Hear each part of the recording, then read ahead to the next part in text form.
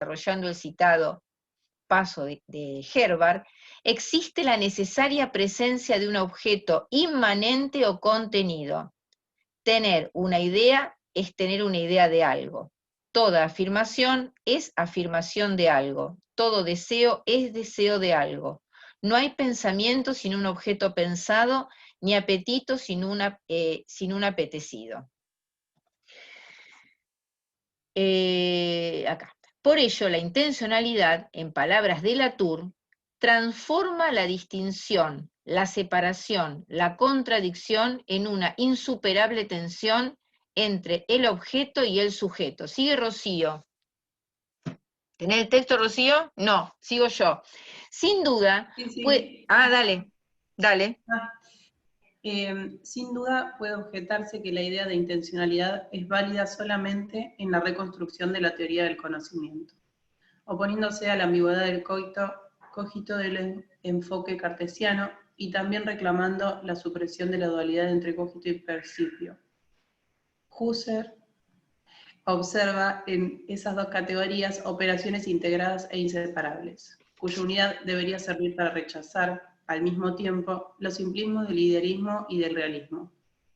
La propia conciencia, dice Husserl, es intención, y cuando llevamos a cabo un acto de conocimiento, cuando estamos viviendo en ese acto de conciencia, estamos lidiando con la cosa objetiva que ese acto piensa y expone, a través precisamente del modo de conocimiento. O como recuerda Louis Penn, el intelecto es tanto una inteligencia activa como una inteligencia pasiva. Vamos a parar acá. ¿Qué cosas hasta acá, además de los obstáculos de las citas, qué cosas hasta acá hicieron que por ahí se perdieran en el texto?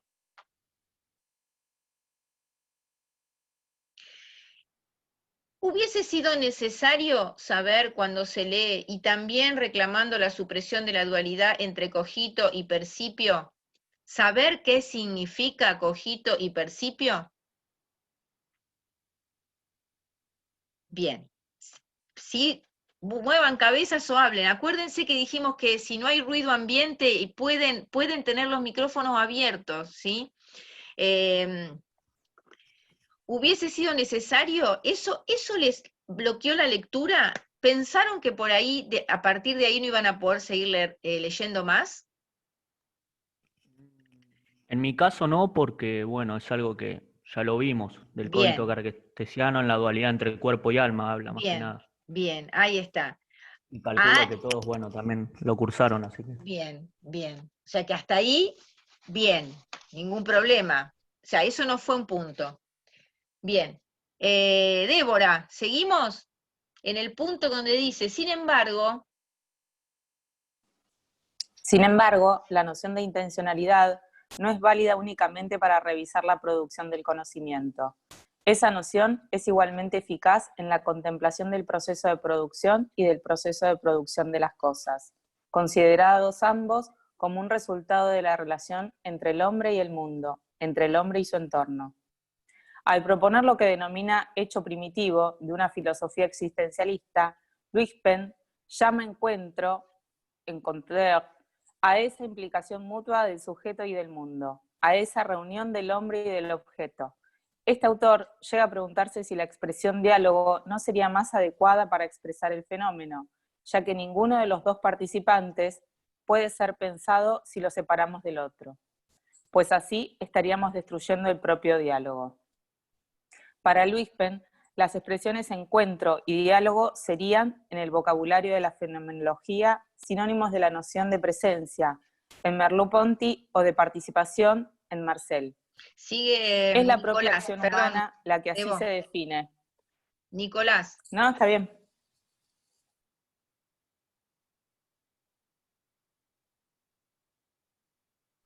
Ahí está. Nico, dice, es la propia acción.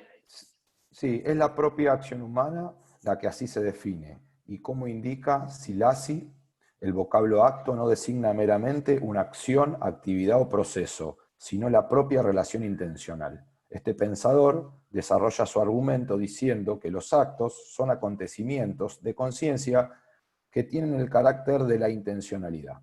Para este autor, el producto ya está contenido en el acto productivo, y así la facultad de la conciencia que hace posibles sus acciones productivas consiste en estar siempre fuera de sí misma.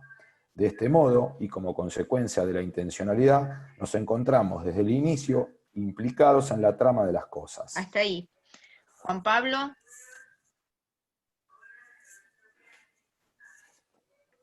Sí, bueno, ahí seguimos. Otro enfoque relevante en nuestra discusión procede de Gabriel Marcel. El eje central de su filosofía es la distinción y al mismo tiempo la unidad entre ser y tener. Se trata esencialmente de la distinción entre lo que somos y lo que tenemos. Pero el tener se relaciona con el tomar y lo que tenemos son cosas independientes de nosotros. De ahí la relación propuesta por Marcel entre el tener y la espacialidad.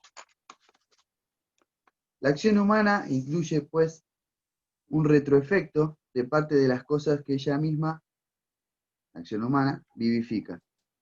Es aquello que Marcel equipara apropiadamente a un efecto de boomerang. La intencionalidad sería una especie de corredor entre el sujeto y el objeto. Así, estas cosas no son únicamente externas, ya que alcanzan el agente clandestinamente.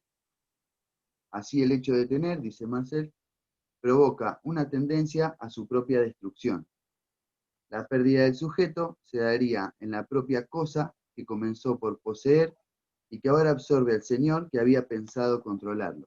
En realidad, corrige Marcel, ese proceso no lleva el tener a ser destruido, sino a ser sublimado y transformado en ser. Hasta ahí, Pablo. Abril, vamos a seguir con el párrafo que sigue, lo dejamos y seguimos. La acción intencional, Abril. Es, Ahí.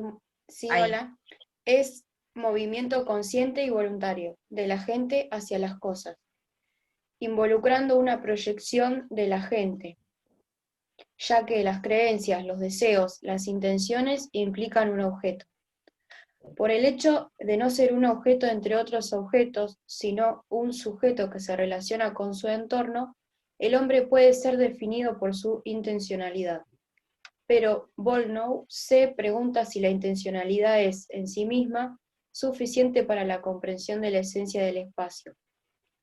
Quizás estuviese pensando en el espacio odológico de Lewin, un espacio abierto por los caminos, lo cual constituye, desde nuestro punto de vista, una visión restrictiva. El espacio geográfico es mucho más que una simple oferta de caminos, aunque también lo sea. Hasta ahí, Abril. Bueno, hasta acá. Pensemos, ¿hubo algunas nociones o algunos términos que debimos haber revisado, parar y revisado para poder seguir entendiendo? Sí, cuando cita las páginas, Sí. Tiene mucho entre paréntesis, página tanto. Sí, me parece que ahí habría que volver a la página esa y revisarlo, a ver en qué contexto lo está diciendo. Bueno, ahí a veces es complicado, como este es un autor que cita mucho, si nosotros cada vez que cita vamos a ir al autor que cita a buscar en esa, estamos hasta que se reciba ni más leyendo este capítulo de Milton Santos. Entonces, lo importante acá es saber sobre los conceptos que esos autores están manejando en las citas que Milton Santos trae acá, ¿sí? Como esto de el espacio odológico de Lewin. ¿Quién es Lewin? ¿Y por qué habla de espacio odológico? Porque, ¿se acuerdan que hoy yo dije esta cuestión de, tomo un texto, lo leo con el ojo, sobre todo en el ámbito académico, lo leo con el ojo disciplinar, lo leo pensando en, bueno, a ver, ¿qué va a esperar el profesor, profesora de esta cátedra que yo le diga de este texto con respecto a qué? A la educación física, a las prácticas de la enseñanza, ¿no? O sea, hay un ojo disciplinar ahí cuando uno lee. Y entonces empiezan a aparecer, ¿no? Algunos conceptos que enganchamos y decimos, bueno, esto interesa, por ejemplo, obviamente, el texto mismo empieza, la noción de intencionalidad. ¿Cuál es el tema del próximo teórico? Intencionalidad. La intencionalidad es algo que vamos a trabajar en el marco del proyecto, o sea que la idea de intencionalidad tomada por este autor nos interesa. Y después toma algunos términos, como la noción, no términos, conceptos, como la noción de espacio, ¿sí? Y dice espacio odológico, ¿sí? Ese sería un concepto que habría que aclarar antes de ver por qué lo toma, ¿no? Dice, es un espacio abierto por los caminos, lo cual constituye desde nuestro punto de vista una visión restrictiva. ¿Eso aclara totalmente qué es el espacio odológico para ustedes en la lectura y por qué tendríamos que saberlo para poder ingresar a la idea del espacio geográfico y después a esa idea de espacio que configura el autor? Bueno, eso es un punto importante en la lectura. Saber cuándo tenemos algo que buscar, algún concepto que tenemos que aclarar para poder seguir leyendo. Porque esto es como cuando leemos un cuento a niños y niñas, ¿no? Durante muchos años,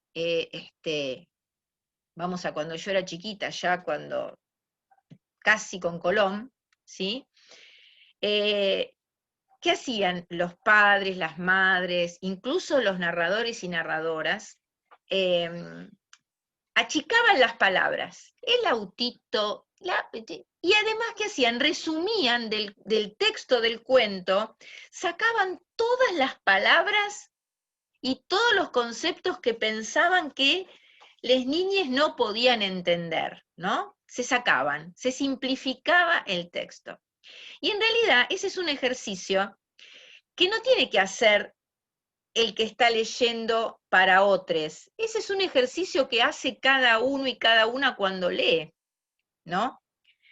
Lo que no puede, no me sale la palabra, lo que no puede resignificar, lo que no puede entender, lo corre.